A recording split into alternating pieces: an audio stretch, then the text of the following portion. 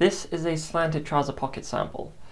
The way I'm going to cut the pieces for this is the same way that I'm going to cut them when I make them for a trouser. It just simplifies trying to describe how to cut very abstract shapes. When I make this trouser, I will be showing different methods, but that does not invalidate practicing this sample. The result is largely the same pocket, only the method is different. Some points bear a different internal result, but the pocket is functionally and cosmetically the same. Starting with making the trouser piece, for simplicity use a large piece at least 40 cm wide and 40 tall. We will cut the front and back pieces with the straight grain, the warp. Chalk a line down the middle of it, down the warp. At the top, mark a line about 1 cm either side. Then mark a point 10 cm down. Chalk from here to the marks you made. Straight or curved, doesn't matter. Just mirror images of each other. On one of them, mark 2.5 cm from the curved edge. This will be the back piece, and the 2.5 cm is the inlay. Mark one more line 3 cm from the top of the raw edge of the cloth. This is the waistband inlay. Cut your piece into 2 trouser pieces. Cut out the triangle which is just shaping the side seam. Based on the inlay is important for later. Usually they'd be mark stitched, but I only have 1 layer of cloth, so we don't need to. We can put the back piece away for now. This is the piece with the inlay on the side seam. On the front piece, determine the line you want your pocket to be. I suggest by first marking on the seam allowances 1 cm underneath the inlay and 1 cm from the edge. A normal pocket opening is 18 cm long for men and starts about 3 cm from the waistband seam, giving it a total length of 21 cm from the seam allowance below the inlay. Start 4 cm from the edge, or however steep or shallow you want your pocket line to be, which is 3 cm from the side seam. The 3 cm below the seam allowance of the inlay is the top notch, and the bottom notch is where the pocket line intersects the side seam allowance. To cut what is called the blind, or that can be also called the big facing, lay the front trouser piece onto a piece of fabric with the same grain. It's important to match the grain of the fabrics, not least if the fabric is patterned. Trace off the trouser edge, the pocket line, the notches and the inlay, where the mark stitches are.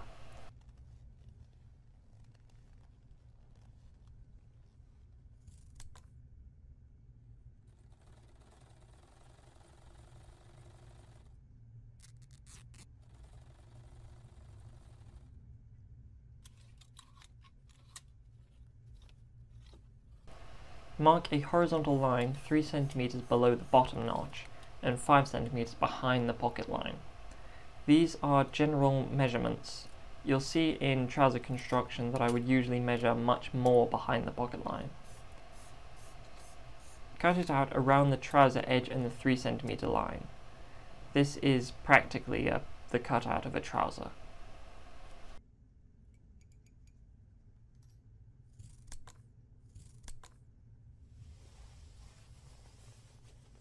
For what is the facing, or which can also be called the small facing, copy it off in the same way with the notches, pocket line, inlay and the outer edge of the trouser.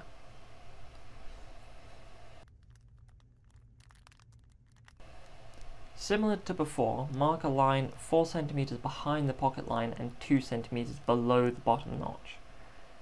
I took 1 cm off of the amounts I used for the blind or the big facing. The point is to not have the blind and facing seam allowances on top of one another. This time we need to add 1 cm onto the pocket line on the other side as well. When we cut the facing out, we need to cut along the 1 cm line we added to the pocket opening, as well as what we added to the bottom and behind the pocket line. Something useful to do is a little snip into the notches on the facing so that you don't lose them. Only snip 1/4 of a centimetre though. First thing I want to do is to create a centre front on my front trouser. From the mark stitch line on the trouser, I'm marking a line down the trouser leg at right angles to it. Ignore the slightly faded chalk. The first thing to do is to mark about the total height I want my pocket onto the folded edge of the Silecia so that I can minimize the leftover scrap. For example, I only want about 35 centimeters so that I have about 10 centimeters below the bottom notch. The pocket Silecia needs to be on the fold and lay the trouser piece over it.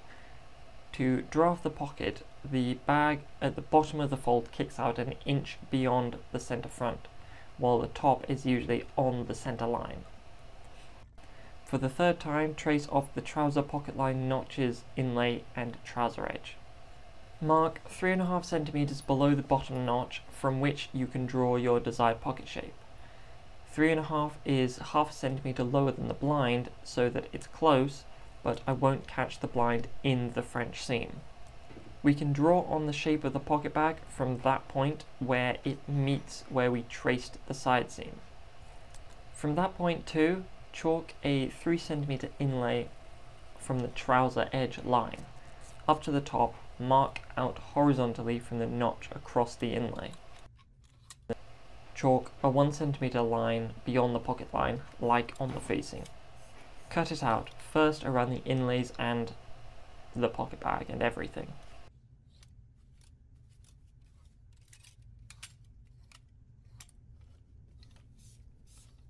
Unfold the pocket bag and cut along the 1 centimeter line beyond the pocket opening, like the small facing, also cutting the horizontal line we drew across the inlay, making the bag asymmetrical. We can snip into this straight edge as well, where the notches are, to make it more visible to ourselves like we did on the small facing. Mark the pocket line, inlay, and the 2 notches onto both sides.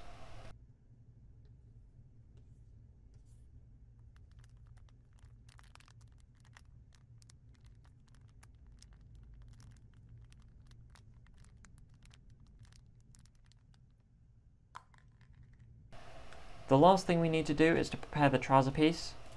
So for the third time, we need to mark a 1 centimeter line beyond the pocket line and cut it away. Again, cutting into the notches so that we can match them up.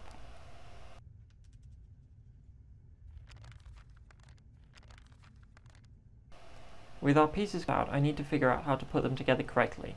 So I place the trouser piece right side up. I turn over the pocket bag so that the side we cut the pocket slant is touching the pocket slant on the trouser when the trouser is on top of it. Again, tracing the pocket opening notches and inlay onto both sides. We need to place the blind and facing onto the Silecia so that they are both on the inside of the pocket. The facing on the straight edge lining up the side that we cut away the portion of the pocket we drafted, and the blind over the pocket line, lining up the pocket line that's drawn on it and the notches. This is much easier when we cut out 2 of each, because then we only need to figure out which goes with which. What we're going to do with the facings is mark 1 centimeter on their inside edges, so not the pocket opening or the inlay sides, which are going to be ironed underneath.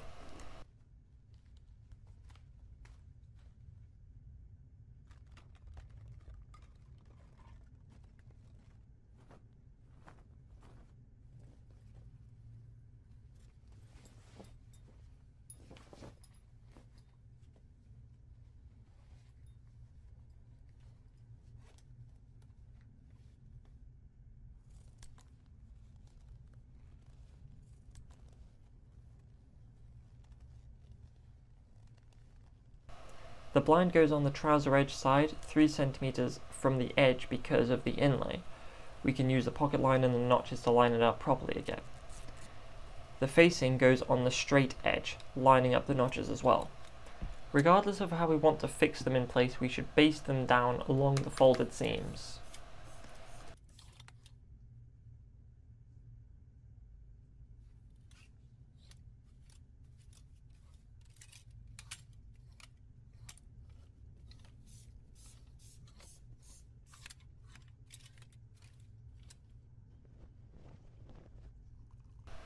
Basically, the blind is there to replace what we cut past the pocket opening on the trouser. The two basic ways of infacing the pocket bag are by felling or machining. To hand sew the facings, we can fasten our silk or machine thread on the underside of the Silecia and fell the facing down where it is along the folded edge, fastening the start and end like we always would.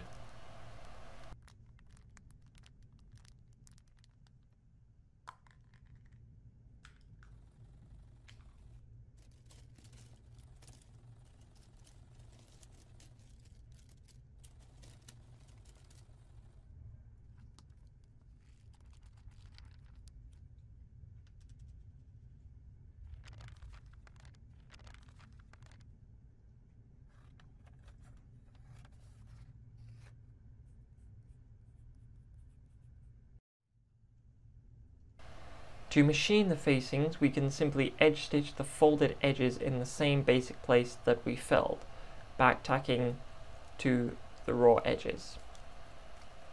We want to machine close to the folded edge of the facing, like a top stitch, except only 1 or 2 mils from the edge. Starting from the top or the bottom doesn't particularly matter. We can just machine off of the other edge. It's annoying that I lost focus here, but at least you can still see what's going on. After we apply the big facing, we can put on a coin pocket, or we can put it on before, so long as we know they won't overlap. It's an optional extra. If you want one, here it is. A good size is 11 by 13.5 centimeters, but bespoke. To prepare the pocket, we need to iron over one of the short sides ½ centimeter, and then ironing it over another ½ centimeter, which will be the top of the pocket and is top stitched before we put the pocket into the pocket. Firstly though, we need to press the other sides over ½ centimeter as well, so that we won't have any raw edges around the coin pocket. Like I said, we will top stitch the edge of the pocket that we folded over twice. Again, we can't have any Silecia infringing on the blind, and we need it at least 1 centimeter away from the raw edges of the Silecia. Very importantly, we put the pocket bag on the big facing half of the Silecia. It is also better to angle the top edge towards the pocket opening. It's easier to operate this way.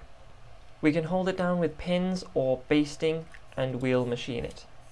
Anytime you think it needs a repress, then obviously just do it. Start at one of the sides next to the top stitched edge. Backtack and machine the 3 sides, backtacking at the end. We could do another set of stitches to sort of French seam the pocket, trapping the raw edges, but we really don't need to.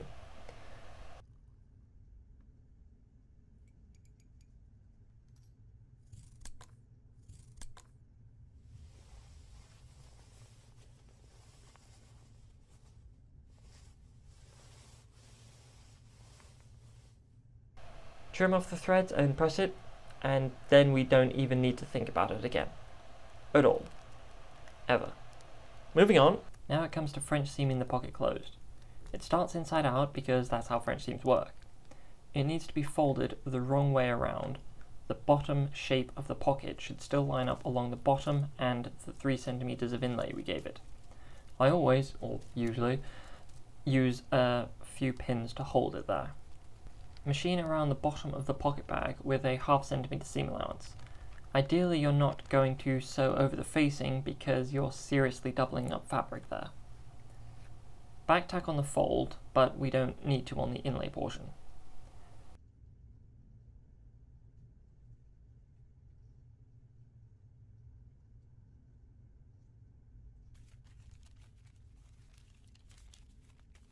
Trim away some of the Silecia at the corner and some of the Silecia such that there is less than ½ centimeter beyond the stitching, so that it can be easily hidden in totality by the other stitch.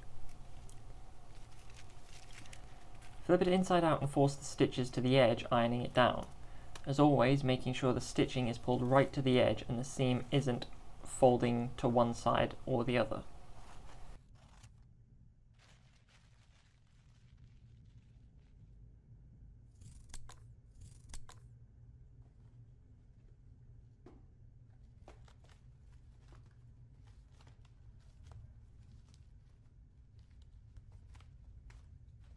Sew it again with another 1/2 centimeter seam allowance. Again, we should back tack at the fold, but we don't need to at the inlay. Nothing stopping us though.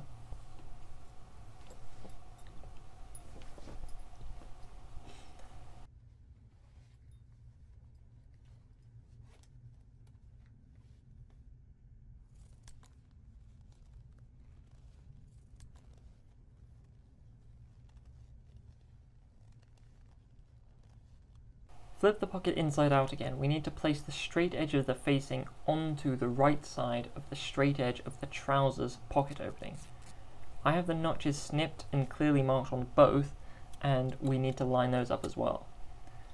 We need a piece of linen that is 2 or 3 centimeters wide and slightly longer than the pocket opening, longer than the distance between the notches, so mine is about 21 centimeters.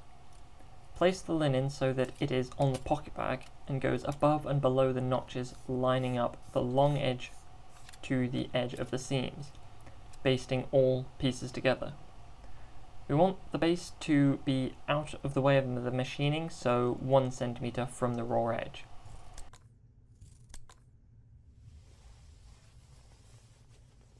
Again, I'm just snipping into the notches so that I can see them. Chalk the notches onto the linen quite sharply so that we can see where we want to start and end. We need to sew between the notches to create a 1 centimeter seam allowance. It is very important that we securely back tack onto both notches and the stitching can't easily be pulled out as we're working it. Also, 9 times out of 10, when we are sewing with linen, we sew with the linen on top. Since the small seam allowance is going to be folded so that it's inside of the pocket, we should sew it with a small centimeter seam allowance. Sew a seam that is 7.5 to 8 millimeters rather than 1 centimeter from the edge. This will become 1 centimeter when we fold the seam over so that it is hidden in the pocket. Since there aren't such arbitrary amounts marked on our machines, I'll just have to take practice and picking an arbitrary point for reference. Cut the notches right down to the line of stitching to make your next actions possible. Then cut away half the seam allowance of the facing, silecia and linen, which will reduce the volume inside of the seam of the pocket opening. I do it backwards for some reason, but obviously it's easier to cut away half the seam allowance of the seam after we cut the notches.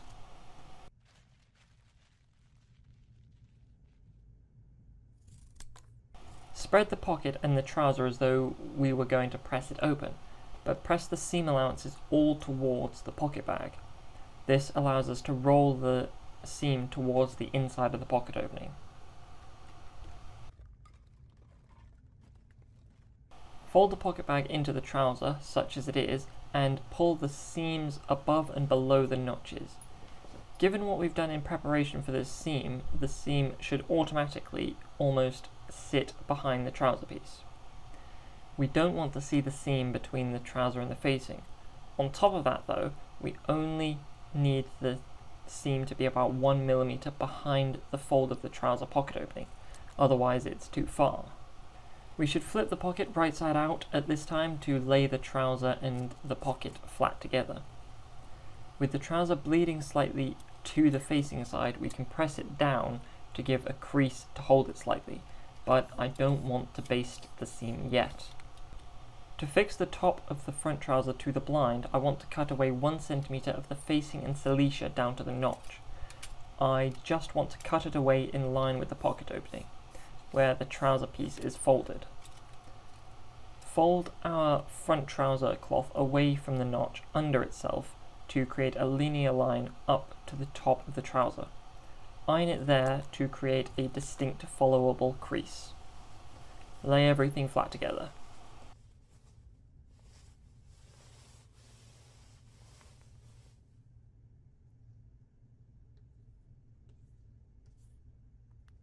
We are only sewing through the front and the blind, so move the silecia behind the pocket out of the way as well. You could chalk the line that we're going to machine, aligning your ruler against the pocket opening, and chalk a linear line on the blind up to the top of the fabric. The best way that I've found to get these two bits sort of basted or pinned together is to have it sitting the way it would when it's done, holding it there and slipping your hand in behind and just get your fingers to hold the seam in place and fold the trouser out of the way. Still holding it in place, pin it for machining. And this is more difficult if you basted the pocket opening already. Check that it's in the right place before committing to machining by putting a pin in the seam and fold the front trouser back over. If it's wrong, just keep adjusting until it isn't wrong anymore. Put some horizontal pins in there, I suggest about 2 or 3, and remove the vertical pin. Stitch from the top along the crease to the top notch. We don't necessarily need to back tack at the top of the trouser.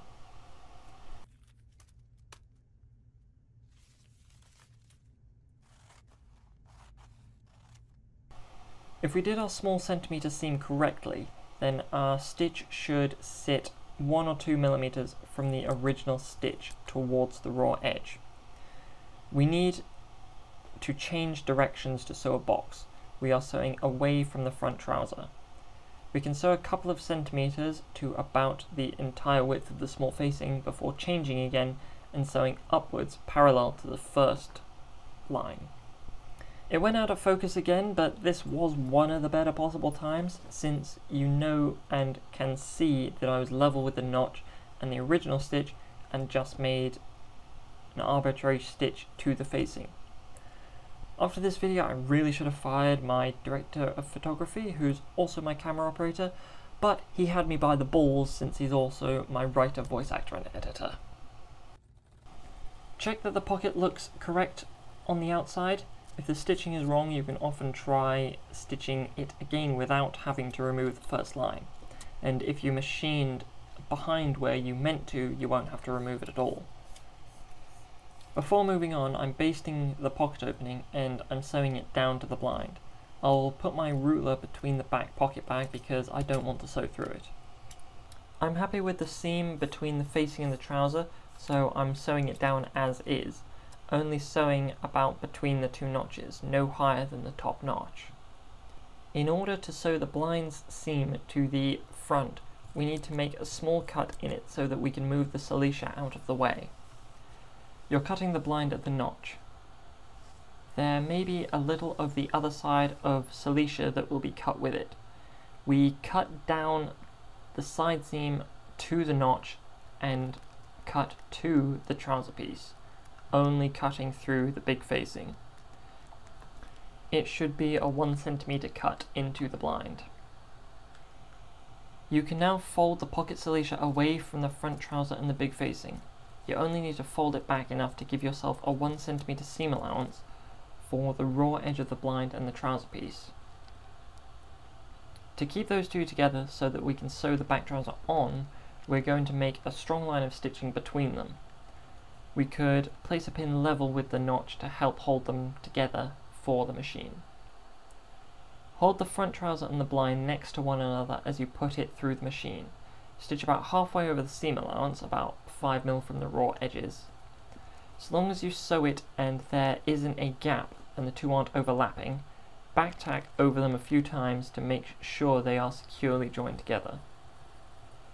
We can make some stitches closer to the raw edges and close to the pocket opening to make sure it's held evenly as well, but it's important that we don't sew further than 1 centimeter from the raw edge, otherwise it'll be visible after we put the back on.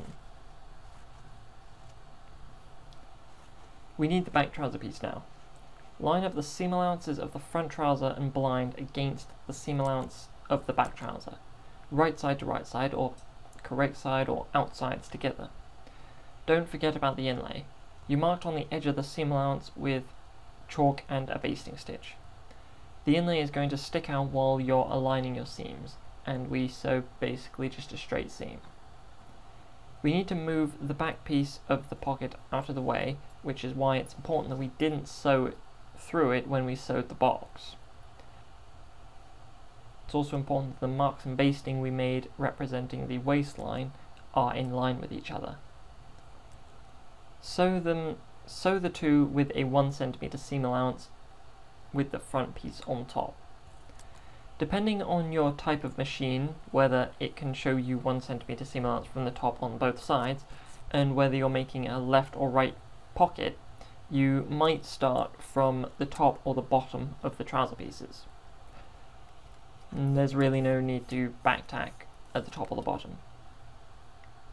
The stitch is liable to be pushed off course by the bulk of the pocket opening seam, and you'll end up with a bent line of stitching. Avoid this by trying to maintain complete control of the cloth, possibly by lifting the foot when you get to the bulk at the bottom notch in order to get it under the foot rather than it pushing your seam off course. What is also rather important is that the outside of the bottom of the pocket opening is inside of the seam, that no raw edges are visible from the outside, which we can check as soon as we're done. Iron the seam and iron the seam open.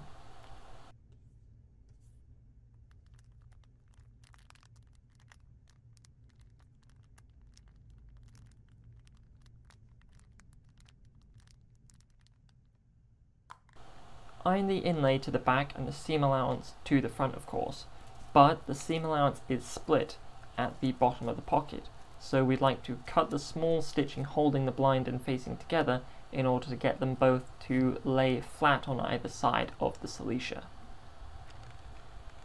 Finally, we need to press the pocket bag inlay underneath itself by 1 cm. This way we can attach it to the back trouser inlay. It is best to fasten this down over a ham or with the side seam over a sleeve board. We need to lay the pocket bag and the front trouser very flat on top of one another.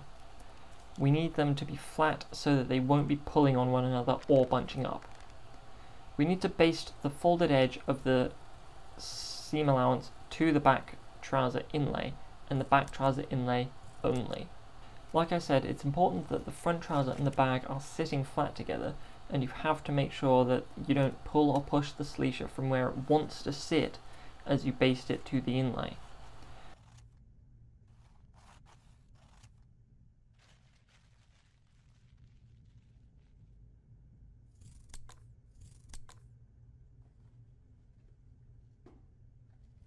We can check that they're joined together properly by holding them up over our arm with the side seam on top.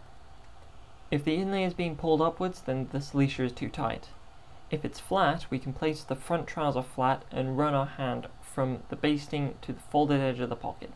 If there's no bunching up as it gets to the fold, then it's good, and vice versa.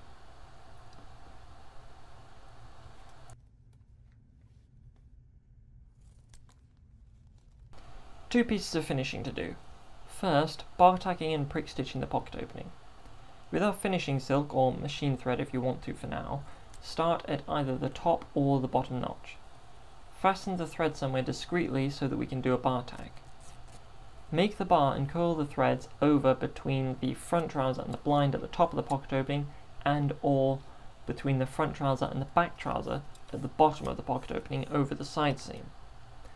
Try to sew through as many layers as possible, though you might want to avoid sewing through the Silecia, but you do you. You could make the bars halfway over the seams, or mostly onto the front trouser, or only slightly onto the back and or the blind.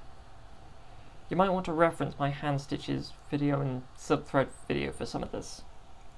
When it's coiled, we'll prick stitch the pocket opening towards the other notch, the other end of the pocket opening. We need to do this so that the seam remains inside of the pocket in the way that it is currently folded and basted. We prick stitch this, but there are a lot of layers to prick stitch through, and we need to prick stitch through all of them. This is where what I had called the half prick stitch in Hand Stitches Part 2 becomes quite useful. I think I did this prick stitch too far from the edge this time, but it's largely an aesthetic choice. At the other end, do the other bar tack, fasten the thread discreetly, and get rid of the tailing thread.